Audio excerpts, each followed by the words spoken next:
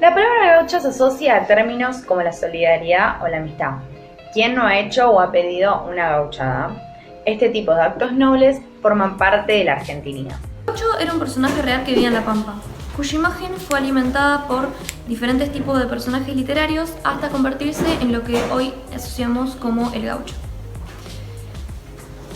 Por lo tanto, es una mezcla entre verdad e invención. Lucio Mansilla, diplomático, escritor y militar del ejército argentino, fue el gran cronista encargado de ir a las expediciones a las tonterías indígenas. En las filas del ejército que dirigía también había gauchos y se refería a ellos no de una sola manera, sino que los distinguía como gauchos bandidos y gauchos honrados.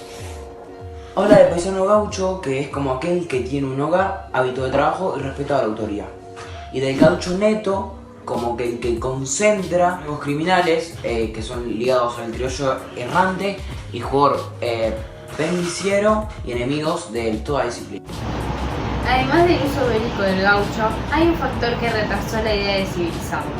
La transformación de la estructura productiva del país mantuvo la imagen del gaucho como un ser salvaje y cruel. En agosto de 1874, José Hernández le envió una carta a los editores de la octava edición del Martín Fierro. El hecho coincidió con el fin del gobierno de Sarmiento, enemigo ideológico de Hernández.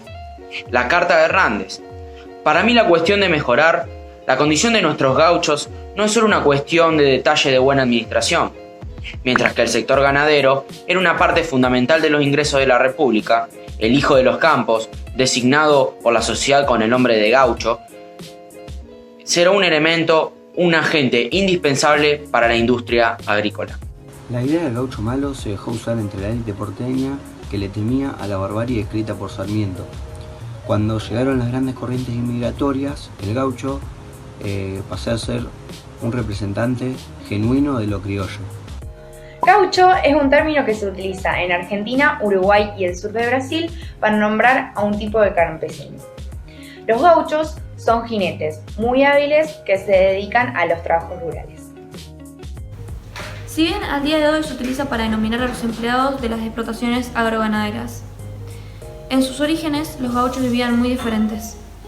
Eran individuos nómades, generalmente solitarios, que se iban ganando la vida ayudando con el cuidado de los vacunos y ganando a cambio un lugar para dormir, comida y algo de dinero.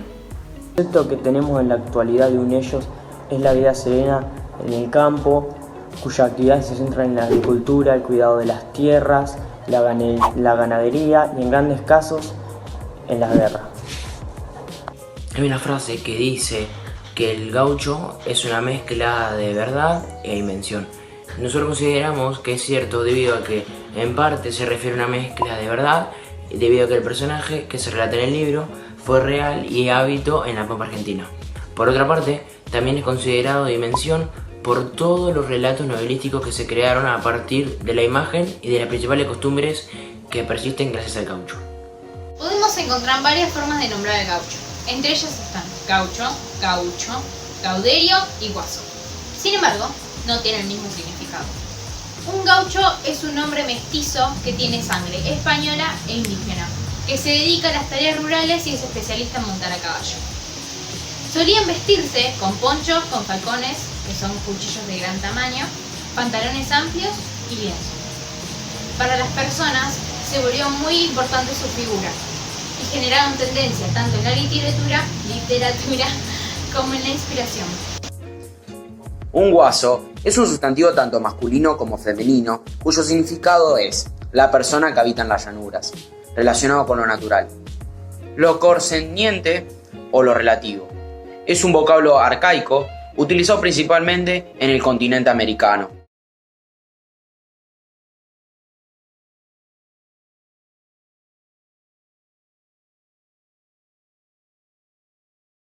Último, pero no menos importante, podemos encontrar a los gauchos, gentilicio que se usaba para designar a los pobladores del estado de Río Grande, que se ubicaba en el extremo sur de Brasil. Este gentilicio fue apropiado por ellos mismos sin tener ninguna descendencia gauchesca. Tan fuertes fueron los rasgos del gaucho de antes como costumbres u objetos característicos que llegaron a ser a piel actual de la cultura argentina. Dentro del ámbito culinario adoptamos ritos como las típicas comidas de las fechas patrias, como la conmemoración a las tradiciones criollas, donde las empanadas, el locro, los guisos, las tortas fritas y los pastelitos rellenos toman el papel principal. Otros se pueden presenciar con más frecuencia dentro de un entorno familiar o con amigos, dentro de los cuales podemos hallar el asado a las brasas, que son una variación de cortes de carne vacuno a fuego lento, o los famosos mates amargos o con endulzantes a todas horas. Respecto a la indumentaria, los argentinos que poseen campo continúan con su vestimenta típica de gaucho, tales como los ponchos o las conocidas bombachas de gaucho. El gaucho solía dedicar su tiempo a tocar la guitarra, a realizar payadas, bailar el pericón o el malambo y hacer danzas típicas de Argentina. El retrato de la vida del gaucho ha perdurado a lo largo de los años y sobrevive en su imagen gracias a artistas como Florencio Molina Campos o Rodolfo Ramos, que desde principios del siglo XX dedicaron gran parte de su tiempo en plasmar la imagen que ellos tenían de los gauchos en aquella época.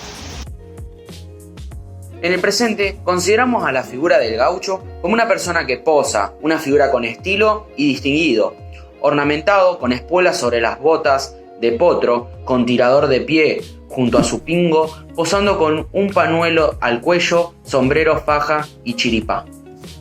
En la mirada de José Hernández, el tema social de los gauchos no era una cuestión de detalles. La principal fuente de riquezas era la ganadería, donde el gaucho tenía una labor primordial en la cuestión rural. Esto convertía al gaucho en una parte esencial.